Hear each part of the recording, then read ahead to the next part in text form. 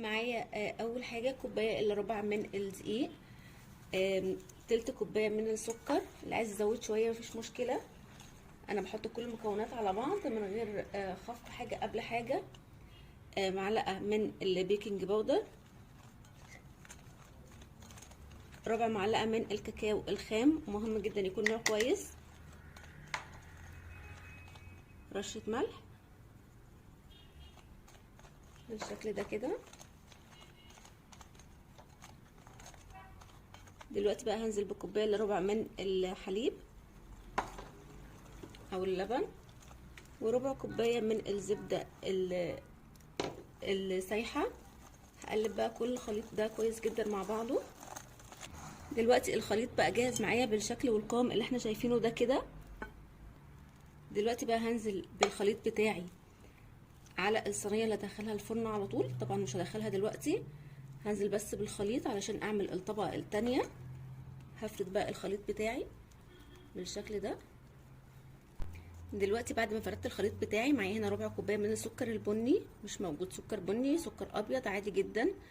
هوزعه كده بشكل عشوائي على سطح الخليط بتاعي بالشكل ده. دلوقتي رشيت السكر، معلقتين كبار من الكاكاو، هرشهم كده على سطح الكيك بتاعي. دلوقتي اخر حاجه بقى 300 مللي من الميه السخنه المغليه، هحطها كده على سطح الكيك. 300 مللي يعني كوبايه وربع تقريبا. دلوقتي بقى هدخل الكيك بتاعي الفرن على درجه حراره 180 زي ما متعودين كده. الكيك بتاعتنا طلعت من الفرن، شايفين بقى هي المفروض طبعا بتكون كده. اخدت تقريبا في الفرن نص ساعه بالشكل اللي احنا شايفينه ده كده. هي الاحلى طبعا ان هي تتاكل في الصينيه، بيبقى ليها طعم تاني.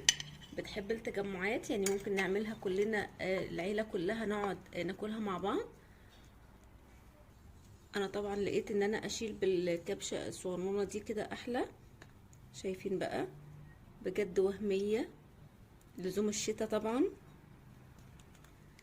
دلوقتي بقى الهوت شوكليت بتاعتي او البودنج الشوكولاته بتاعتي سخنه، والايس كريم طبعا ساقع.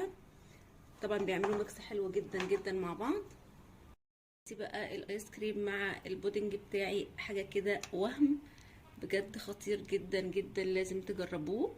واللي جرب الوصفه وتعجبه يا ريت تسيب لي رايك في كومنت، وما تنسوش تعملوا لايك. ولو حابين الصوص يكون اخف من كده ممكن تسيبوها كمان في الفرن 10 دقايق كمان، ولكن اللي بيحبها صوص كتير زي كده يطلعها في الوقت المناسب اللي هو بعد النص ساعه. سلام.